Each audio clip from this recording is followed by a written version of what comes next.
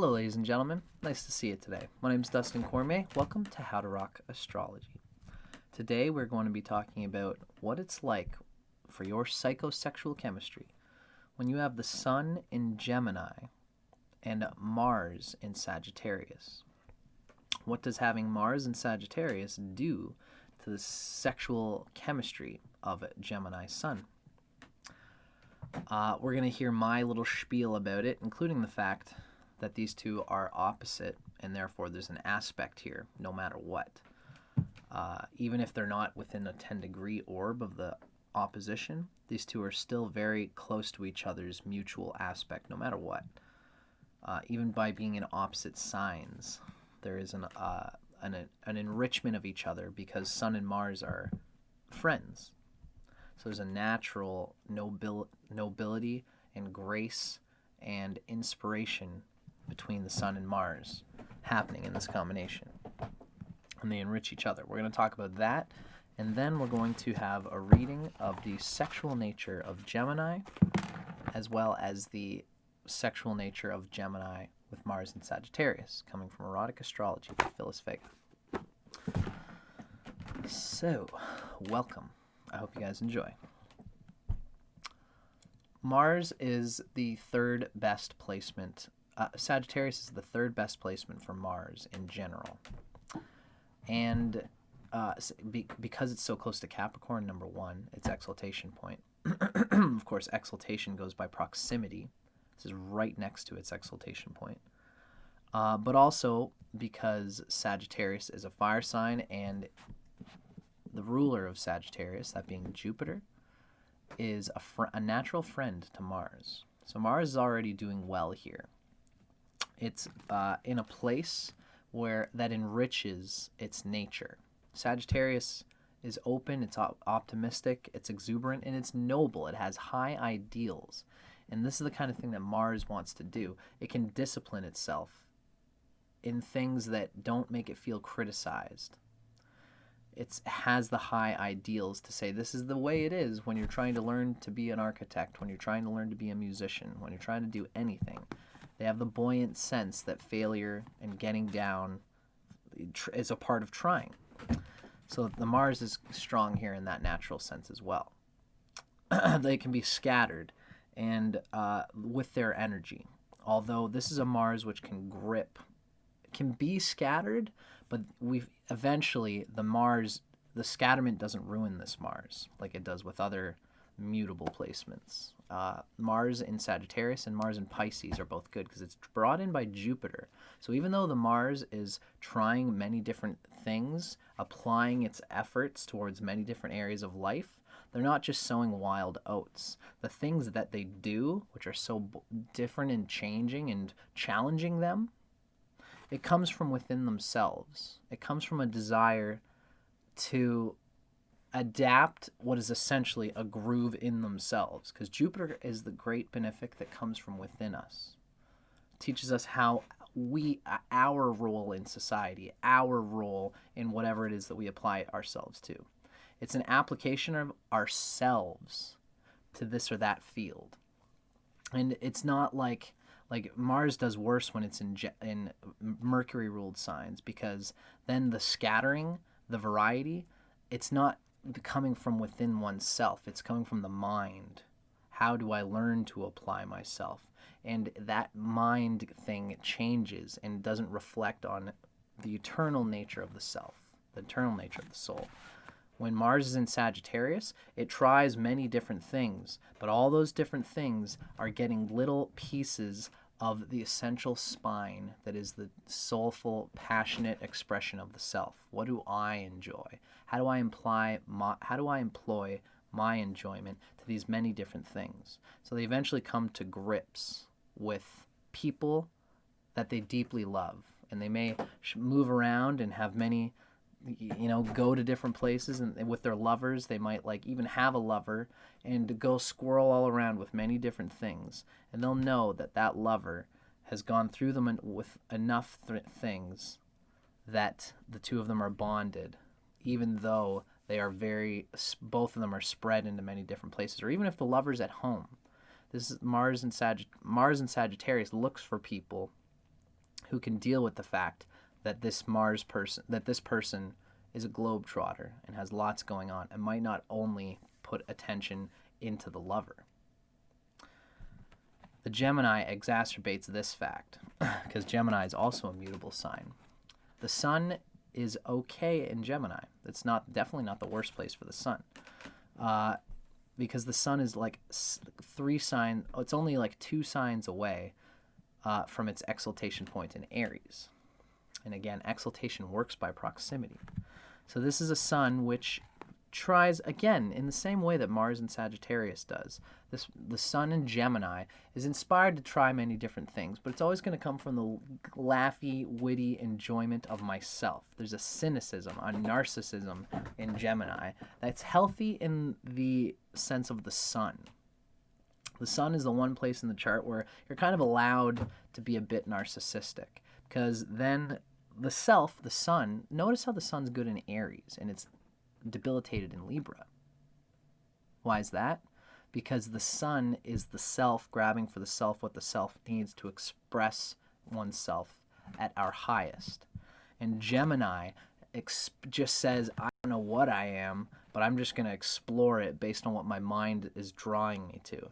And they try lots of different things, and it ultimately is telling them about how they can best express themselves in the world. What's best about all these things that I'm trying that reflects on my nature? The nature of the self is the reference point for the experiences that Gemini has. And they can try lots of different things, but it's ultimately like, did I like this? Does this work for me? It's because it's so close to Aries. Virgo is not the same. Virgo is like, how can I be the most reliable to other people? How can I create a job which will make sure that I can be reliable for others? And they sacrifice their selves a little bit. Virgo does. Gemini doesn't do that as bad. So this is a person who has lots of different interests, obviously. But, the fact that, and both of them can have the scattering of energies, but the sun scatterment gets in tune with the Mars scatterment. These two are on a polar opposite. There's an opposition aspect here. And anytime Mars is in aspect to the sun, as well, these two are natural friends. You'll notice that sun rules a fire sign, and Mars rules a fire sign in a water sign, as well as Jupiter rules a fire sign and a water sign. All the fire and water rulers are friends, are natural friends together. So the sun and Mars are fiery, and they have a combustive, driven element, which brings out the best in each other. So the fact that these two are in an opposition brings out the best of the Gemini sun, where this Gemini sun is saying, I want to try all these different things, but I want them to fit what I know is my skill set. I want to expand my knowledge and my awareness in many ways through things that I know are ultimately going to fit me and my ambitions and my high goals, as the Mars and Sagittarius. The Gemini sun is complementing the drive of the Mars and Sagittarius. That's because the sun is giving an aspect to Mars. I might have switched them, but they're both positive for each other. In the same way that Mars gives its inspiration it's the backbone of the sun's trying many different things in Gemini. At the same time, the sun is also the backbone of this Mars. Why does the person want to discipline themselves so much? It's again, because it's opposite to the sun, they are seeing what they do with all these different ways of being skillful. Mars and Sagittarius learns to be skillful, has many different experiences, and is adaptable, is an excitable lover. But all this excitement is not just excitement for its own sake. They're not just like a performer just because they want to show everybody that I can perform. Look at me do this thing. That performance that they do, that skill set that they gain, it's not just the song and the dance for the sake of the flash and dash or to try to get anywhere. It actually is satisfying to their soul, and it helps to build on what they're trying to be. That's the Mars giving itself to the sun, and the sun also inspiring the Mars. That's the latest thing that I just said. The example of the sun enriching the Mars. It's an opposition aspect. It's hard to just keep in my own brain, but you guys see what I mean? Even though the sun is in the sign of a neutral of Gemini, it's good, and it's made much better by this Mars.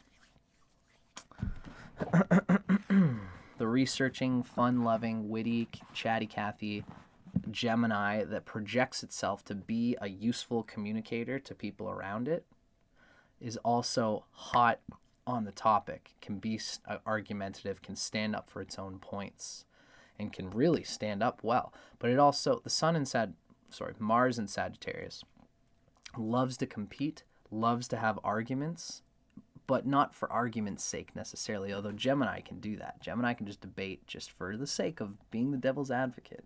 But have you thought about this? But the way these two are, they can take criticism. The Gemini is deeply enriched by the Mars here because they research about things and they won't hug what's familiar. They won't just hug the base of their knowledge, because the Mars in Sagittarius will force them to see above the knowledge that they've gained and think, how do I expand myself out of this limited framework of knowledge? And this means exploration, and this means failing. This means, oh my God, all the research that I just did, I just went to college because my parents forced me to go in, and I've just learned about something. And now I'm learning through my classes that I'm actually much more interested in a completely different thing than I thought I was. And this person can say, I've wasted some time expanding Gemini-wise into this simultaneous thing in the moment that I've tried. But if I have to cut it off, whatever's best for my inspiration, whatever's best for my knowledge, whatever's best for me and my ambition in the long run, I'll accept my losses, and I'll start building towards the true place that is best for my heart, the true place that's best for my ambition. Through the research of the Gemini and the Sagittarius, they combine into a strong sense of where this person ought to go. And it's even the same thing with many things. It's the same thing with love, with a lover. You're not just looking for somebody who you're not just applying yourself to many different people for its own sake. Eventually, this brings the knowledge of the type of lover that can support your ambition, that can support what you're trying to do with yourself, and can keep you excited, but also that excitement guides you towards your highest expression and expansion of your power. Now, that was my rendition of this, just the opposition aspect here. So let's talk a little bit about the Gemini Sun and see how it carries into the bedroom and in romance and erotica. And eventually we're going to speak to what the Mars in Sagittarius does to this juicy, savvy Sun in Gemini nature. This is coming from Erotic Astrology by Phyllis Vega. Gemini Sun in bed. First, we're going to talk about Gemini Sun and its erotic nature. What's Gemini like in bed? Gemini Sun. Although easygoing and relaxed about sexuality, ultimately, Gemini is light.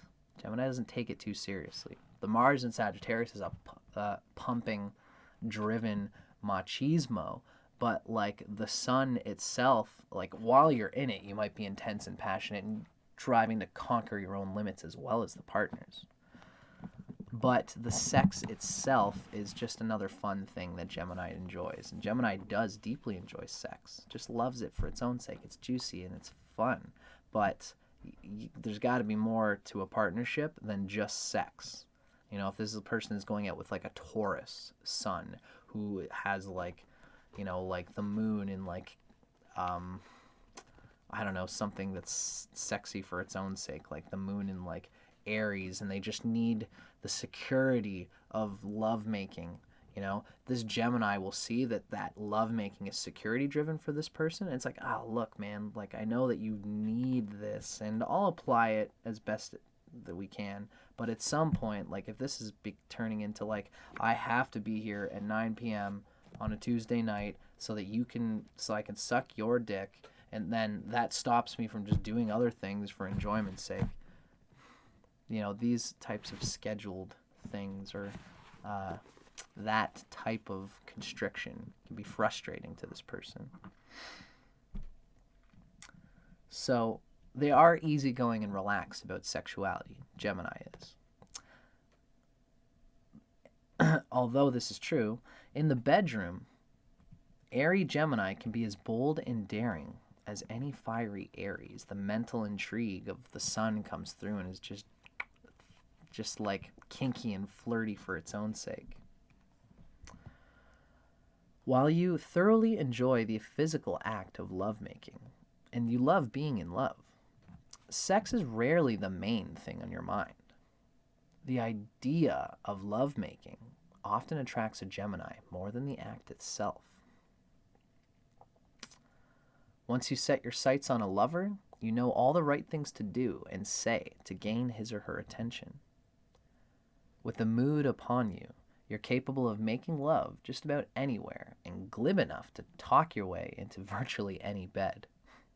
And the Mars and Sagittarius refuses to lose in that sense too.